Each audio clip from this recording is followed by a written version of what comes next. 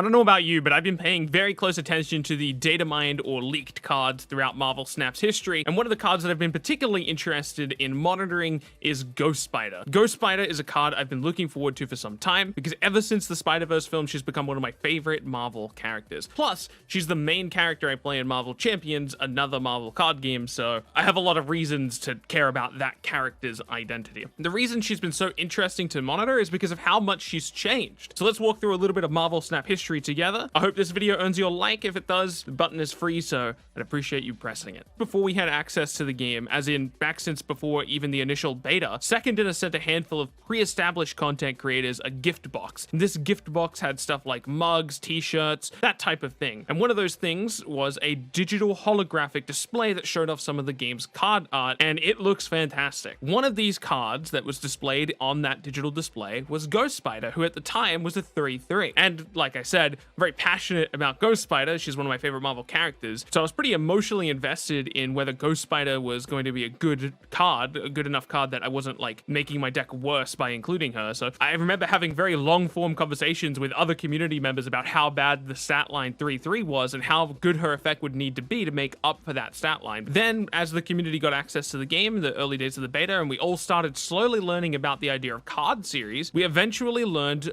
that not all cards on the collection screen were obtainable. Thanos, Galactus, and Tribunal have been on the collection screen since day one of the beta, but Galactus and Thanos only recently became collectible, and Tribunal still isn't collectible. Anyway, shortly after the beta's released, Ghost Spider was data mined, and her stats had changed. She went from being a 3/3 to being a 5/7, with the effect, if the opponent has discarded a card this game, this costs 0. I remember being so excited to build Moon Girl decks with Ghost Spider and Moon Knight and Black Bolt that would try to play a bunch of Ghost Spiders on turn 6, but that wasn't the end of Ghost Spider's story. Those of you with a keen memory will notice that Ghost Spider's old effect, the one we just went over, is almost exactly the same as Statcha's current effect. Statcha's a card that's likely coming out next month. We actually talked about Statcha in yesterday's video. The only difference between these two cards is that Statcha sets her own cost to 1 instead of 0. Clearly, at some point during testing, they came to the conclusion that 0 cost was too powerful, and instead, she'll be setting her cost to 1, and of course, it's no longer Ghost Spider, it's Statcha. Actually, while I'm on that note, fun fact, Miles Morales used to have a similar thing going on with his effect. When he was originally data mined, he would set his cost to 0 instead of 1 as well. Speaking of Miles, shortly before the Miles Morales themed season during beta, Ghost Spider changed for the second time. Not only did she change, but she was also added to the collection screen as an unobtainable card alongside Silk. More on her later. At the time, she was changed to a 2/2, so she went from being a 5/7 to a 2/2,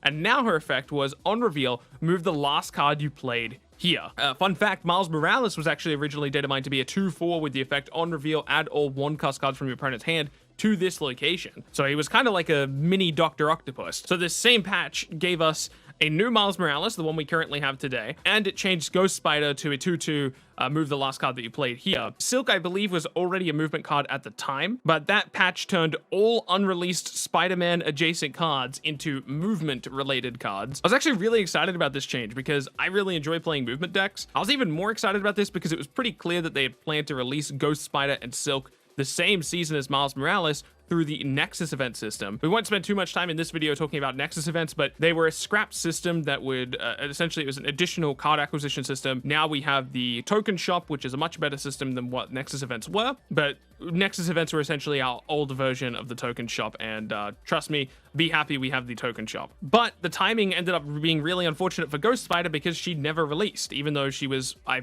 would assume, planned to be released in the same month as Miles Morales. At the time, from my perspective, I was just 1 month away from being able to play Ghost Spider, but then of course Nexus events got cancelled, so I really wasn't sure how long I'd be waiting to play Ghost Spider. Regardless, both Ghost Spider and Silk remained in the collection screen, and at the time, no card had ever left the collection screen silhouette lineup, not even once. But of course, Ghost Spider and Silk would go on to be the very first cards removed from the collection screen. So what happened to Ghost Spider? Why are both her and Silk removed from the client? You can no longer view them in the collection screen, so what happened to them? Truth be told, we don't know.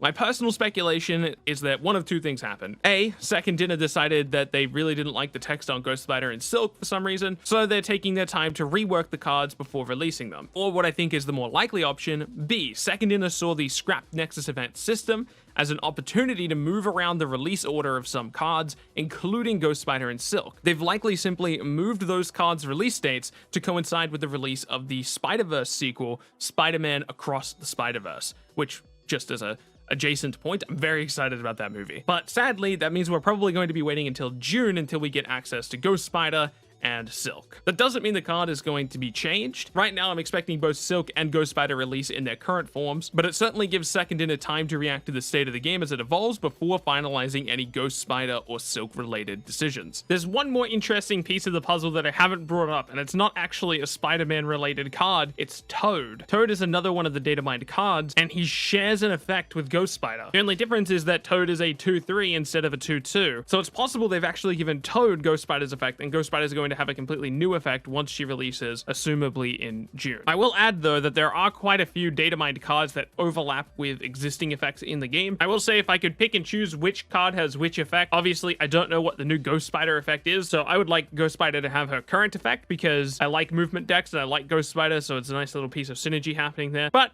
Toad's also a cool character, so I'll be happy if Toad gets the effect. At the end of the day, it doesn't really matter. I'm sure Second Dinner will provide an awesome effect for both of these cards. It's just an interesting piece of history to watch Ghost Spider run around in a circle and have her effect constantly changed all the time. Thanks for watching The Curious Case of Ghost Spider. I hope you had fun, keep being awesome, and I'll catch you later.